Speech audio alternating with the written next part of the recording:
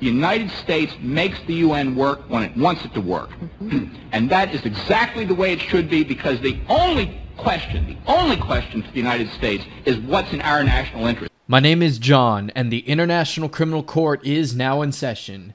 It is September 11th, 2025, and we are going to look at the situation within Ukraine. So let's start. First of all, we are going to talk about the situation in the Zaporozhye direction. The Russians, after conducting a series of counterattacks, which the Ukrainians tried to do a while back, and pardon me for the map glitching out here, they have managed to reverse the Ukrainian gains here as of late, and have taken complete control over the village of Plavny and the commie blocks here located in the town of Stepnogorsk. And then going further to the east, we are going to go into the DNEPROPETROVSK direction.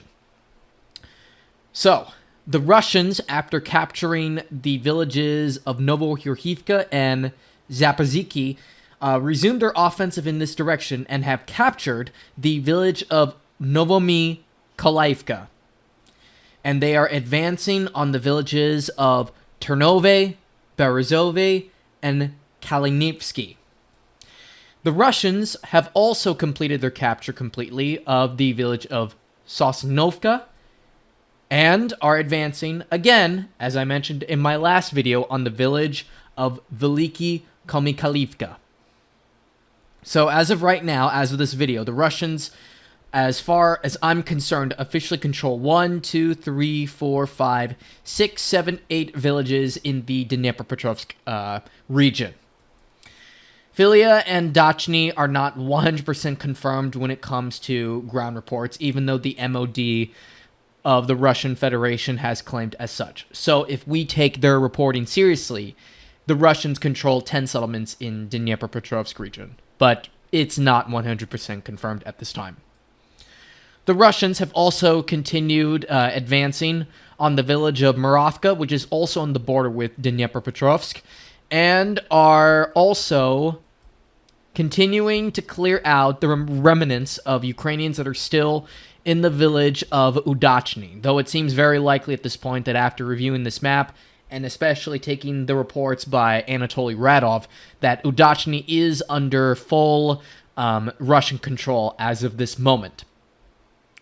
In the city of Pokrovsk, the Russians are still trying to advance up north, and they are also still trying to take some areas within the city of Pokrovsk.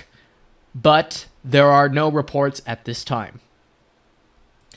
And then going further north, the Ukrainians have conducted somewhat of a successful counterattack and have fully recaptured the village of Vlodomirivka, as I mentioned in my last video, though the Russians are advancing on these settlements here, Turetsky and Sofivka. But that's about it for the Pokrovsk and Dobropila directions. And then in the Konstantinovka direction, the Russians have lost control of half of Katernovka, though I am expecting it to be reversed sooner than later because the logistics are so poor for the armed forces of Ukraine here, and there's even videos of boats that were used by the AFU to escape this area getting blown up by Russian FPV drones, and also there's accurate reports stating that the Russians have also cut off these remaining roads here, either physically or by the use of FPV drones. The Russians are also continuing to clear out this pocket that is just south of the city of, or the town of Chasiv Yar, so there's not many Ukrainians here left. And then going north in the area of Siversk, the Russians are continuing to advance in the fields that are just east of the town. And in the village of Zarachny, which is one of the last villages before the Russians can re-enter Liman, is under majority Russian control at this time, and also the Russians are continuing to advance southward from the village of Kolodyazy, though the Ukrainians are attempting to counterattack here, but so far with no success. And for the last thing to point out, because Syriac has now finally colored all this in, so the map is pretty much now up to date, the Russians are contesting still for for Kupiansk city, though I am honestly suspecting that most of the city, like at least half of it, is now under Russian control. And then going north, no changes here, there, or even here. So yeah, folks, a lot of stuff has happened in the last couple of days or so with the suspected drone strikes within Poland, but also the reports of Charlie Kirk being assassinated. I'll talk about that in a future video, and yes.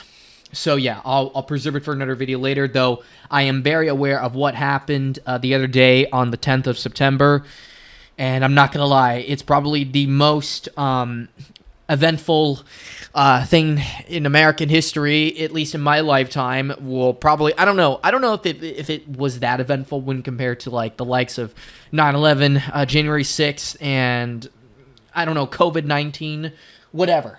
But it is without a doubt the biggest American political assassination in decades, probably not since the 1960s. So yeah, I'll talk about it later with you guys, and I'll see you all next time. So take care and stay safe. Peace out.